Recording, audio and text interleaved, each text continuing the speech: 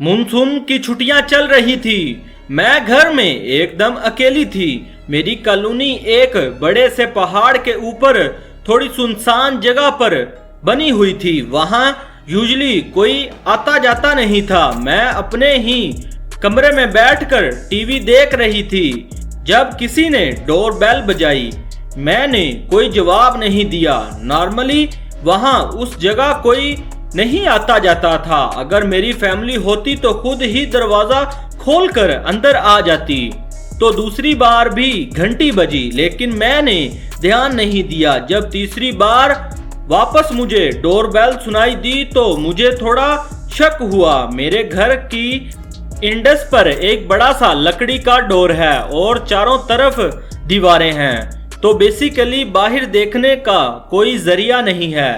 Unless piano room से ना देखा जाए तो उसका मतलब बाहर से भी कोई पता नहीं कर सकता कि हम अंदर हैं या नहीं, जब तक हम बहुत ज्यादा शोर ना करें। जब तीसरी बार बेल बजी तो मैं दरवाजे के पीछे जाकर खड़ी हो गई। कोई भी नॉर्मल इंसान 3 बार घंटी बजाने के बाद वापस चला जाता है, लेकिन वो जो भी था उसने जोर जोर से दरवाजे पर दस्तक देना शुरू कर दी, जिससे मैं बहुत ज्यादा डर गई। तब ही मुझे एक आदमी की भारी आवाज सुनाई दी। मैं जानता हूँ कि तुम अंदर हो, चलो चलो बाहर आओ। उसकी आवाज सुनकर मेरा दिल घबराहट के मारे दहल उठा। मैं यही सोचे जा रही थी कि उस आदमी को कैसे पता चला कि मैं अंदर हूँ। एक लंबी खामोशी के बाद वो वहां से चला गया, लेकिन फिर भी मेरे अंदर इतनी हिम्मत नहीं थी कि मैं दरवाजा खोल के बाहर देख पाऊं। मैंने उसके बाद मॉम डैड को फोन किया कि क्या कोई घर आने वाला था। इन्होंने बताया कि नहीं, कोई भी घर आने वाला नहीं था। मैंने कुछ देर उस आदमी के बारे सोचा, लेकिन फिर मैं वापस टीवी देखने लगी।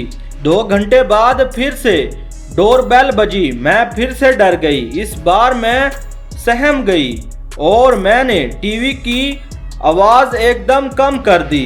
इस बार मैं धीरे से पियानो रूम की तरफ गई और खिड़की से बाहर देखने लगी। मैंने उस रूम की खिड़की से देखा, वहां दरवाजे पर एक अजीब से दिखने वाली औरत काले कपड़ों में खड़ी थी। काले हील वाली जूती, एक काली ड्रेस और एक बड़ी सी काली हैट। उसके बाल डार्क ब्राउन कलर के थे और उसका चेहरा उसकी हैट की जाली से ढका हुआ था।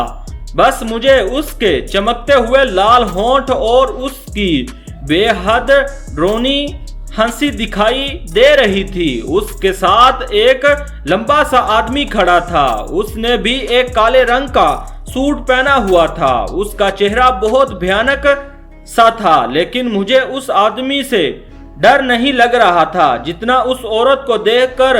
वो मेरे दरवाजे पर एक बेहद डरावनी हंसी लेकर खड़ी थी। जब मैंने दरवाजा नहीं खोला तो वो वापस जाने लगी। वो आदमी भी उस के पीछे चला गया। उस रात मैं सोई ही नहीं। इनफैक्ट मुझे काफी रातों तक ऐसा ही लगता रहा जैसे वो मेरी खिड़की के पास खड़ी है और मुझे घूर कर देखे जा रही है। मुझे आज तक पता ही नहीं चला वो औरत और वो आदमी कौन थे। क्या पहले ही इन्होंने घंटी बजाई थी? आपको क्या लगता है, कौन थे वो लोग? कमेंट में जरूर लिखिएगा।